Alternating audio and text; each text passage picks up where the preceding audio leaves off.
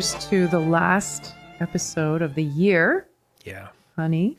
So I thought it would be cool to see if there are any trends in tango that we've observed this year that we could cancel or we would want to cancel. Because there are things that I've observed in tango this year that are kind of new. Like tango has its own trends that kind of come and go.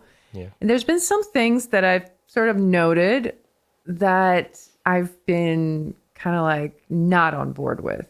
Okay. And through this exploration, honey, this is where we've learned that perhaps I am more of a tango person than you are, which you are the one who brought it up. Yeah. Yeah, because you care a lot about these things. And I'm like, But I do like the idea of us bantering about, very day-to-day things that are only relevant to tango dancers and only of a certain kind. So even in this process, actually, it was like obvious that some of the things I was mentioning didn't really resonate with you that much. yeah. I mean, so do you want to do this like a top 3 or you just want to start listing off Okay. things? So the way we're going to do this is I'm going to go through some of these things and you're going to tell me whether they are really that relevant to you or not. Okay. So we can figure out, is this something that I'm just sensitive about because I am such a big Immersed in it. tango person? Okay. Or is this something that you also have noticed and maybe you're on board with it? Yeah, and just kind of see where that takes us. All right. So I'm going to start with the really easy one because I've been talking about this on my social media, and that is the trend for 4-song Vals Tandas, which personally I really don't care for. Maybe at some point at the beginning of my tango dance years, I might have been on board with it. But these days, most of the time when there's a 4th valse, I'm disappointed. What do you think about that? Because I feel like there's a lot of gray area there. Yeah. It does feel like it's a more recent phenomenon, like it's happening more often. I've noted it a few more times. That one's,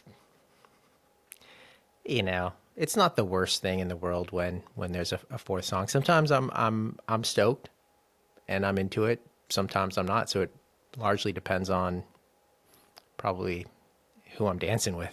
Yeah. I mean, for me, I think if I'm dancing with somebody amazing, of course, that's always going to be nice. But a lot of times the Vals Tanda for me is I choose somebody who I'm perhaps not really I don't really know. And maybe it's not the easiest dance. Like a lot of times if beginners want to dance with me or somebody that I don't know, I'll save a Vals Tanda because typically musically it's easier. Definitely. You take right? risks on the Vals. So, for sure. so it's like, it's so disappointing when you are taking that risk and you're like, oh, thank God, it's only 3 songs. It's only 3 songs. Like it's gonna be okay. If the risk played out and you're like, oh snap, and you were looking forward to it being over soon, then I guess it's disappointing. One of the culminating experiences on a Vals Tanda happened actually at an event. And this was, I think, as early as the spring, I think, when we were traveling somewhere. And even back then, I had this thought about how much I don't like this long Vals Tanda idea. I was dancing with somebody, and it happened that there was a 4th valse. And it was one of those situations where I was like, I am dying. My arm is about to fall off. It's like really painful. And it's the 4th song. And then there was a 5th song. So yeah, it was just one of those experiences where like too much Vals, like too much Vals. Did he or she feel excited?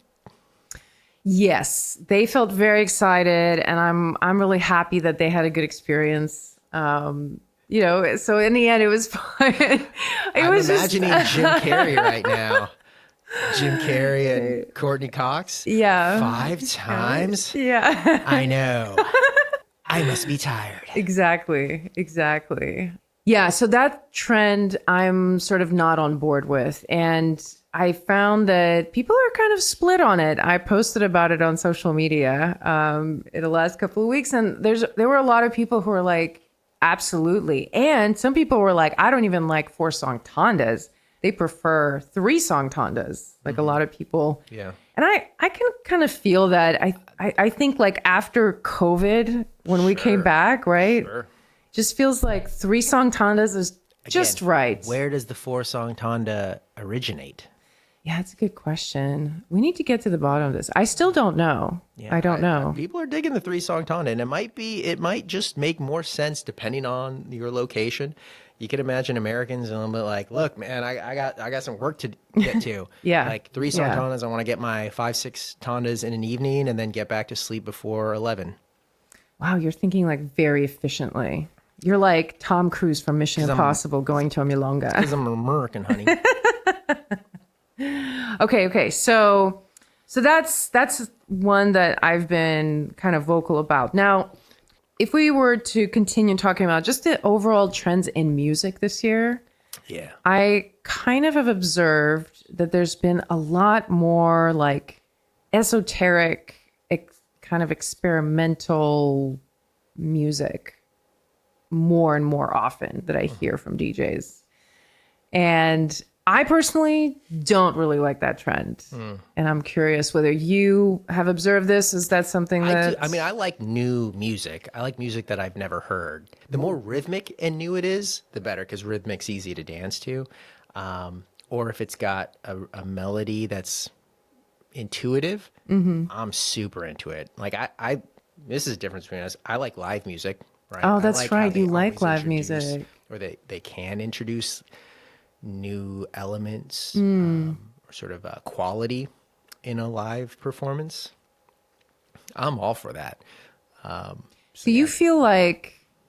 Do you notice the differences between the quality of live music sets? Like, do they all sound pretty good to you? Or do you ever find yourself like, oh, I really don't like the way this sounds and I can't dance to it? No, I guess there could be bad live music, but generally when we've discussed a live performance afterwards, I think I'm usually more generous. Oh, really? In terms Yeah, of, that's I'm my, pretty my rough. recollection is that, you oftentimes you're like, nah, wasn't Yeah, into it. I'm a hard person to please.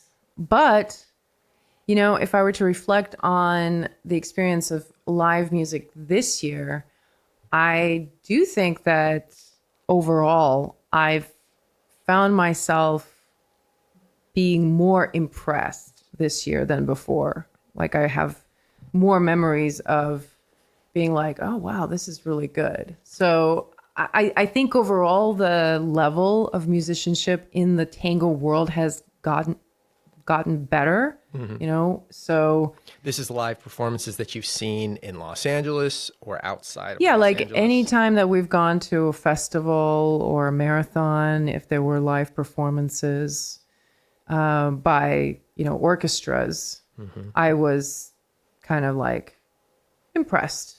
Yeah. Now there were some times that I was the opposite of impressed, and I was really upset, in fact, because That was an extra $30 just to attend I that know Milonga. there was a Milonga that had a very poor performance, and it cost a lot of money to attend, and I was just like, Yeah. that's really tough to justify. But I mean, that's just live music. Like, what's the esoteric music?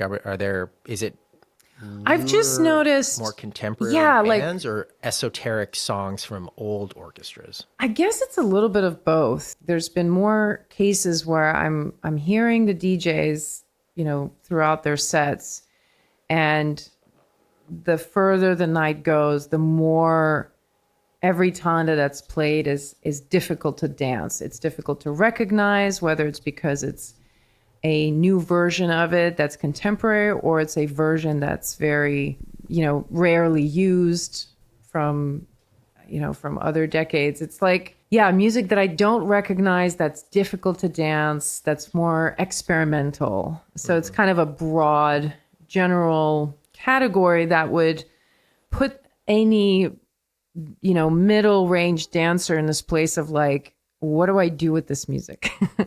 And I found myself feeling that way quite a bit this year. I would not say that this year I saw DJs stretch for introducing new music that was both unfamiliar and not very danceable. Gotcha. I don't really even think there's been that much introduction of unfamiliar music. I would Really appreciate if I were to look back on this year and be like, oh yeah, like people are still finding new music to dance to, because that's exciting to me. I like the idea of dancing to new music. Yeah. Wow. That's so interesting. We're so different in that way. I mean, I think that is a division in tango between dancers who just prefer dancing to the same old, golden age tango forever. I mean, if you're going to do that, I don't mind dancing to the same old music, but I feel like I'm going to go through waves with tango where eventually you want something I'm just new. gonna be like, Yeah. it's like Ron Burgundy, like we're coming to this, I've been coming to the same Party. party. It's like, You know what a tango person says to that though, right? When you say that, when you say to someone, it's the same party, we're dancing the same music. A tango person says to you, yeah, that's how magical this music is, right? Like that's how good that music is, that you can dance it over and over again and it's still interesting, which with some of the contemporary music that I hear, that depth and that complexity just isn't there. So it's like I'm used to diving off into a pool with all this depth and suddenly I'm put in a kiddie pool and it feels like all flat and uninteresting. So I know I'm not the only one defending tango music in that way. I think it's just that conversation will always be there because I'm also a person who didn't start with liking tango music. right. Yeah. You have to think, in 30 years, are we going to still be dancing to the same songs? I mean, yeah. We're going to be talking about this on this podcast, honey, in 30 years. We're going to be discussing about this exact topic. Well, let's switch gears. We've talked a lot about the musical side of tango. I want to switch gears a little bit and talk about some of the more etiquette-related Milonga experiences that we've observed this year.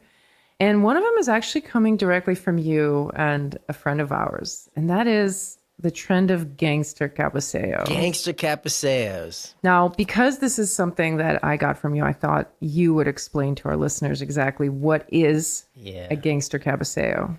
A Gangster Cabeceo it's an aggressive Cabeceo. And usually, I mean, the way I talk about Gangster Cabeceos with other guys, it's like women who are doing a Gangster Cabeceo. I recognize that guys can be super aggressive with their Cabeceo, but a Gangster Cabeceo is generally a term I'm using when it's like, damn, she's getting up in there. She's trying to make sure. Yeah.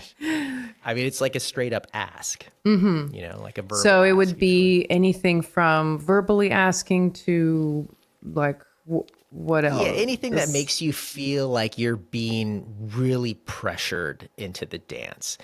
Can you give us an example of what a Gangster Cabeceo looks like? Or sounds like? I mean, I guess it could be something like you're just sort of like staring off into space and someone will walk into your field of view and like in this way where it's like if you didn't look at them, it would be strange, And then, so you look at them and then they give you like immediately like you've got the fish on the hook. Oh, they, wow. Yank you. Yeah. And so now you're put in that position of like you wow. have to They reject pounced. or They pounced on you. Yeah. Right. And Gotcha. I think there's a little bit of this feeling of like what's kind of nice about Cabeceo from a guy's perspective is like you throw Cabeceo where you want, right? And if you get rejected, like that's fine, but you don't really And tend you're to talking have to about reject leader, others. right? Yeah. Leaders perspective, not just guys. Well, Or are that's the you thing. really I'm specifically not, thinking yeah, that's where it's like, I don't think of it in terms of leader and follower actually, right? Because it's really yeah, a it's guy not, thing? it is usually like, it's gangster from the standpoint of like, you're expecting me to lead for sure. Because if I got gangster capaceoed and I was to follow, like that'd be kind of nice, but I haven't Oh, experienced that gotcha. yet. Like Gotcha. gangster capaceo me and then lead me, like that'd be cool, but like that doesn't happen. Yeah, I think it's a good description of this kind of cabeceo. And I've noticed it myself. I've noticed there's been more of that from women in general. I've been observing more action. When I go to big milongas or festivals, I'm seeing more women take charge of their experience, walk around and be more aggressive. And I've also really felt it the same way as a leader because a lot of women approach me in different ways. And sometimes it is very like aggressive and almost like even entitled because I'm a woman. So there's that element to it too. And Entitled because you're a woman, so you'll understand, and so you'll be less likely to to say reject. no. Yeah, because there's going to be this camaraderie, right? Like, you're a woman, I'm a woman. So, yeah, this trend is kind of interesting because, on the one hand, it's a little painful, right? It's a little invasive, it's a little bit uncomfortable. Yeah. But on the other hand, it's also something that kind of had to develop because of I the don't fault them for it. ecosystem. It's just an adjustment because I feel like now that women have begun to be more active, there's going to be this process where we'll have to come up with new ways of negotiating and communicating. So, All this male Yeah. female tango, it's hard on guys in tango. Like, what do you mean? I mean, I've heard this concept like it's really tough to be a guy in tango. And I like, Spoken by another guy. right. Now, women could actually go, I know it's tough, the world's changing, because the reality is it is tough. Yeah. The world is changing.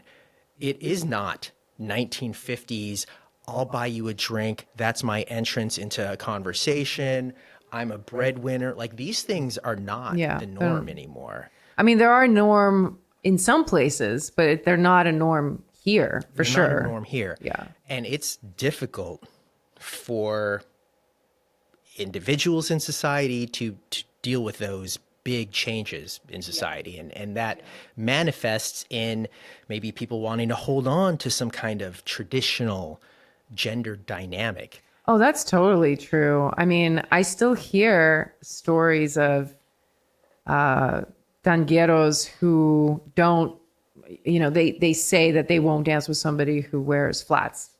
Or even recently at an event, a friend of mine said that her partner left her on the dance floor because she embellished a couple of times. Yeah, And well, he- she should have known better.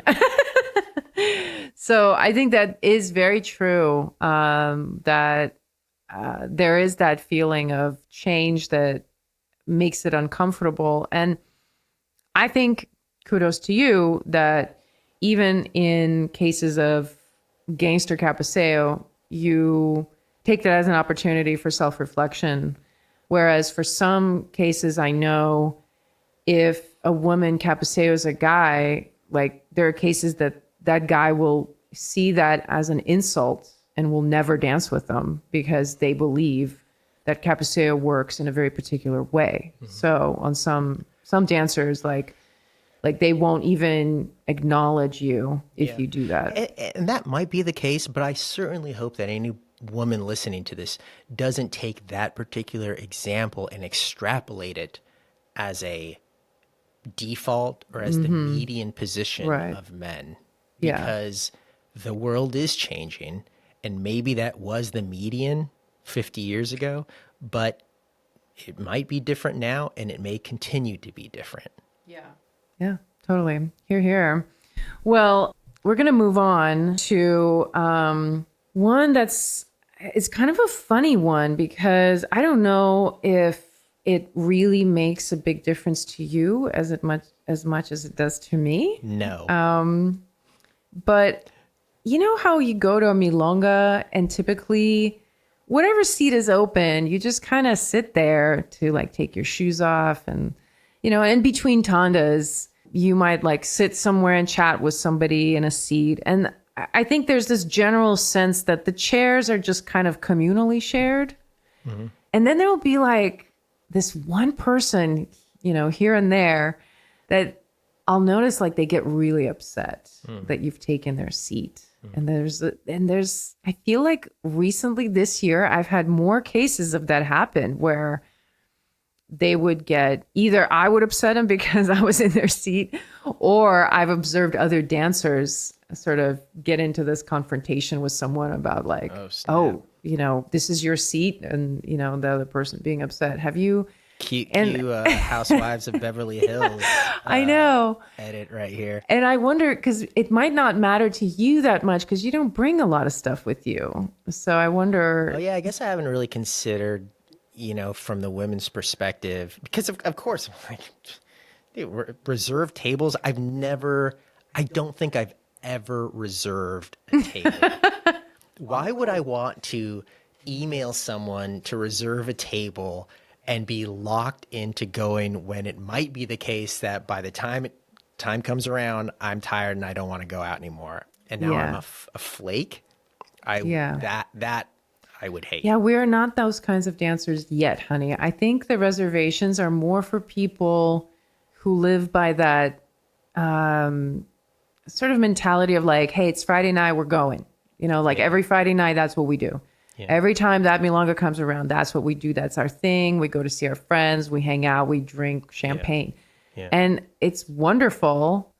And I think with reserved seats, I understand. Like sometimes I get there and there's a reserved table and I'm respectful of that. So I'm not talking about reserved seats. I'm talking about more like there's just seating, you know, like you go to Milonga, there's nothing assigned, right? But there'll be people who come in. And it's funny because it's been this year that I've noticed like this happen. And I don't know, maybe it's because we've had an influx of dancers from other communities that have more of a understanding that seating is assigned. I don't know, but I mean, I haven't noticed this. No. So I really can't.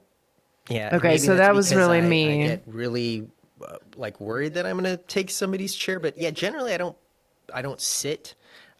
I usually, if I'm going to put something down, it's underneath the seat or it's a jacket on the back of a seat. And there I kind of get a little bit like, yeah, that's okay. I hope this isn't inconveniencing anybody. But you know what? Now that I'm thinking about it too, what you don't want to do is when there's not assigned seating and then you don't leave anything on the chair, right? Like you don't want to leave stuff on the chair. That drives me crazy. Because a lot of times, like when it's winter or something, people have a lot of stuff. Yeah. Like they'll come in and they'll put their bag on the chair and then they'll leave. Yeah. And then you're like, I mean, I do appreciate places that have a coat rack because in LA, you could totally get away with not doing that throughout the year, right? Totally. It's like even in the dead of January, it's sweater weather. It's like, you know, no big deal, but people are going to be wearing at least like a light outer garment, you know, in the cold months. And so it's nice when there's a place for them to put their coats, not in the general seating area. Yeah. I do like that touch. Yeah, that's nice. So we're going to move on and we're going to talk about long announcements. Which Tango announcements have always been long, forever and ever. Ever since there have been announcements, they've been too long. But I think this year in particular, I've noticed there's a trend that more and more every organizer is hyper vigilant about mentioning every organizer that's in the room or every DJ or every teacher. And, you know, it's kind of comical sometimes because it's like half the room. A lot of times you feel like they just need to keep going. But I also know that it causes a lot of tension for people, that some people will get actually upset about not being mentioned. And then it puts the organizer in a position where they're trying to like, is there anybody else that I need to mention? Exactly. They try to outdo the previous organizer. They're like, I'm not going to just mention organizers. I'll mention organizers and teachers. And the next one is like teachers and DJs. And then, it's like a runaway train where everybody's trying to be more and more accommodating or more and more gracious. Yeah. Yeah. I think. What a terrible thing. Yeah, I know. I mean, I saw it. Maybe I agree. That might be. No, honey. Don't mistake my point there. Get rid of them. I mean, of course, I understand what the market mechanism there is. You support others, and you try to. This is the form of marketing for the most part, word of mouth. You keep it in people's mind space where the other Milongas are, who the teachers are. But that's fine. That's already long. Okay, we know, but that's a necessary part of it, right? Like I agree with that. It's more that the trend this year has been that on top of supporting other Milongas, it's accompanied by this long list of like, and let's thank all these people who are here, and we're going to name every organizer from every Milonga around town. Right. Even if that organizer isn't necessarily running a Milonga, it's just like that person's getting called out. Right. For sure. And then every person that's being called, we're clapping for them, and then it's like, who gets more claps than others, like, and I'm like, so, because a lot of times when people announce my name, first of all, a lot of times it's mispronounced. Secondly, a lot of times people don't really know who I am for some reason still, and that's okay. But it means that a lot of times the applause are like, who is this person? Why are we? And I'm like, I'd rather just not be mentioned at all, personally. But it's funny that I know that they're doing it out of the respect that they, they want to offer me, and I appreciate it. But for the record, I just feel like I feel very appreciated by my community, and I'm very understanding for them not to mention my name. Like I feel fine with that. All right, so I think we're clear on that issue. I think we actually are less of that. Yeah, I think we both agree on that. So let's finish up talking about something that I think we observed at the beginning of the year more than later, but square layouts. I'm not gonna remember it. Square layouts for the dance floor. This is something that was actually quite an issue at the beginning of the year. I felt like multiple times we ended up in spaces where the floor shape that we were dancing in was square rather than a rectangle. And it was so hard to navigate on that floor. Yeah, I do feel like this did come up many months ago initially, and you were trying to figure out what it was about a place and just the bad floor craft, and I think we settled on like these little differences in the shape of the floor can have an impact on the overall flow. And it felt kind of funny to, like, it's such a simple thing, like it shouldn't bother you that much, but it's kind of funny to observe how much disruption it caused, because especially if there was only two entrance points at the the bottom corner of the square, it was like the flow of the other people who are already dancing would cause this congestion, and you end up being in this like little pocket where there's 4 lanes instead of 3, or 3 lanes instead of 2, and then it kind of comes back and becomes 2 lanes later. And at first I was just talking to and complaining to people about it. Like I complained to organizers. I posted it online. I think I talked about it online also with people. Also a favorite pastime of Tango. Yeah, right.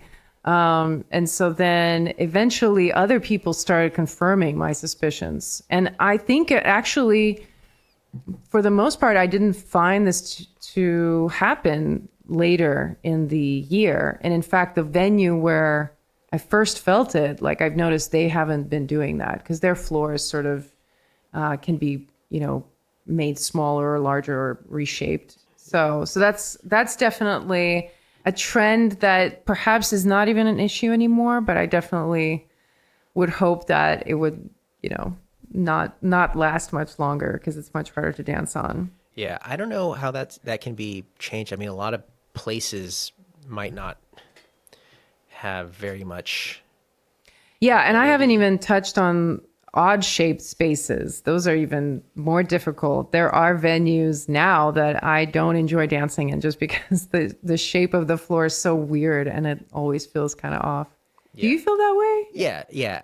That's one where, look, I can just that's an engineering problem, right? Mm-hmm. That's very interesting to think that if you put people on a floor and have them moving around in circles in a way where they're kind of paying attention, but also kind of not paying attention to the general flow, the shape that you have constructed for the dance floor is going to affect that flow.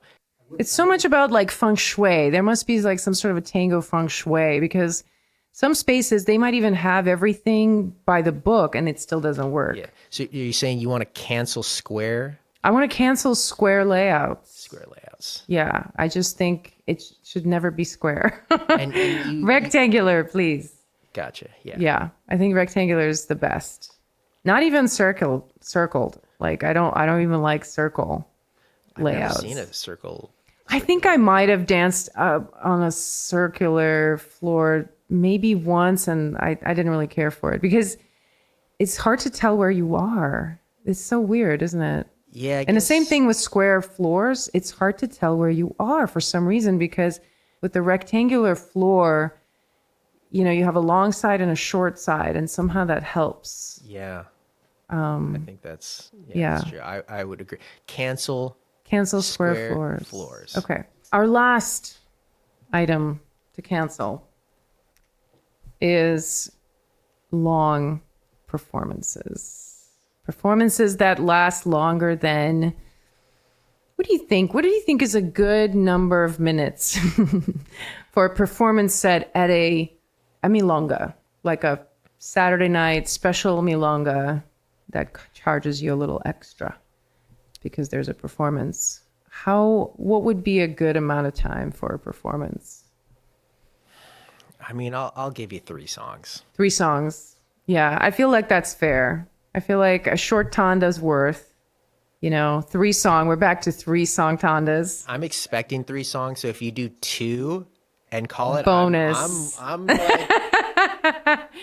I honestly really like performers these days who have it all scripted out.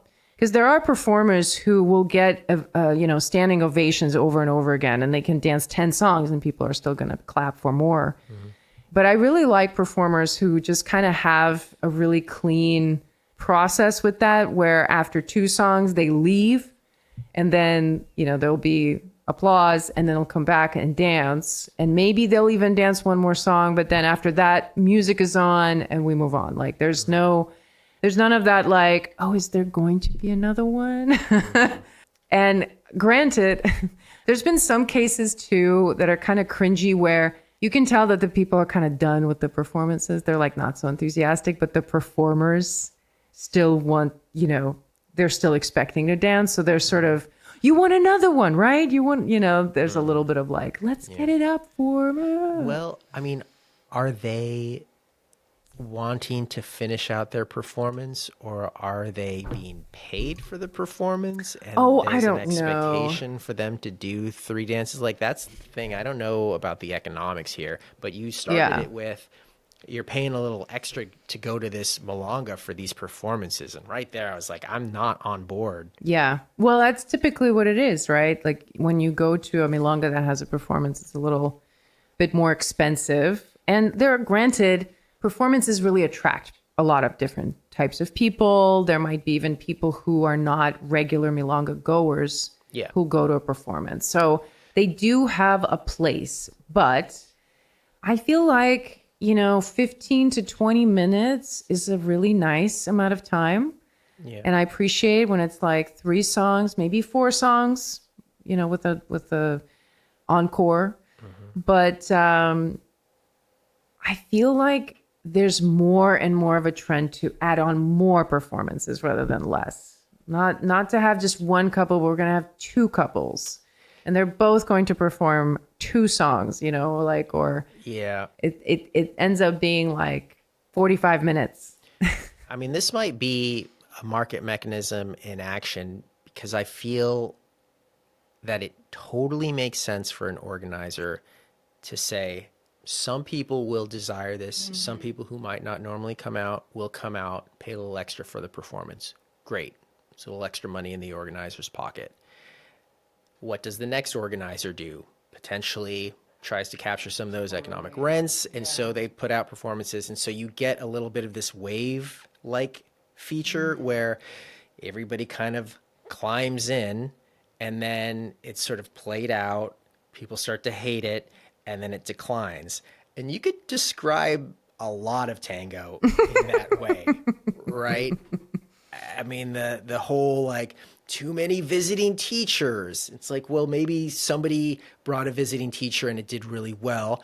That sends that sends a market signal that there's additional profits to be had, and so Everybody goes on those. takes on higher marginal costs to capture those marginal profits until they equal out at zero. Yeah, you thought you were listening to a tango podcast. You got an economics 101 lesson.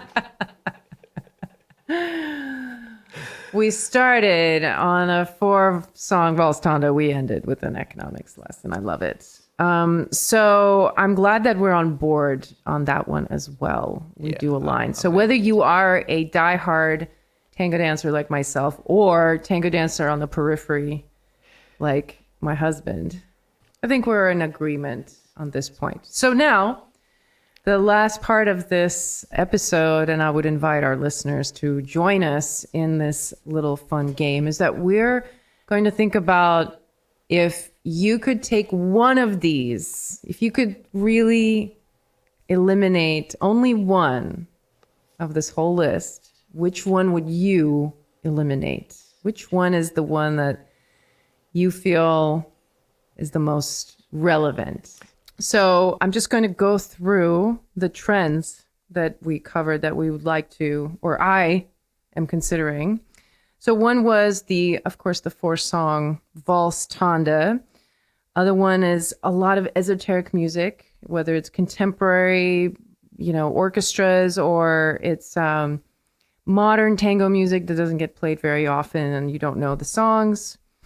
Gangster Cabeceo was the other one, as well as claiming seats at a Milonga, square layout, long announcements, or rather, we'll be specific, it's the part of the announcements where you're welcoming everybody in the room, saying people's names, and then also long performances that take longer than 15 to 20 minutes. Yeah. So of those, which do you feel you would want to cancel the most? I definitely cancel the long announcements, specifically calling individuals. Yeah.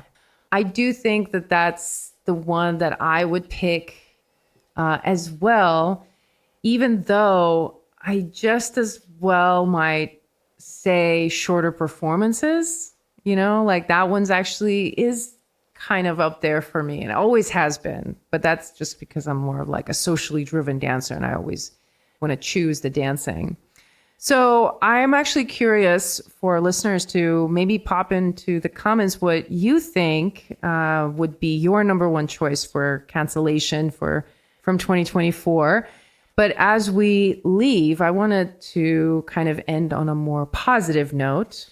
And is there anything for you, honey, that you would like to see more of this coming year in 2025 that you started seeing more of in 2024? Something, a trend that you would like to continue? I'll say mine because this one is something I have observed more and more this year. And I think I'd be surprised if any dancers out there are not on board with this trend continuing and even maybe becoming more regular. And that is daytime tango. And not only daytime tango, but tango that ends early. That's been something across the board, whether we've gone to festivals or, attended marathons even, that the schedules are actually more sane. They're not like going, all-nighters are not that common anymore. Like I don't see a lot of all-nighters on festivals and even marathons. And it's kind of nice. I think I want that to continue. So is there anything like that? Any other tango thing you would want to see more of? Just because you want me to take the opposite end, more late night. Oh, right. Really late into the evening, Milongas serviced by self-driving cars. Oh my gosh. I do think that this idea of being able to just stumble into a car, Oh my God. have it take you to me the there. Milonga, dance till you're done, And have a then cocktail or two. have a cocktail or two, and then get into a car that just rolls up without a driver and have a quiet 20, 30, maybe 40-minute drive, depending on how long you're traveling for tango, back home. Man, the future, that's some luxury. Waymo. I love it. Well, on that note, we're going to finish this year and invite you, our listeners, to pop in the comments. Number 1, what is the thing you want to cancel? And number 2, what is the thing you want to see more of in 2025? And we will be seeing you and continuing this banter in the new year. Until then, ciao.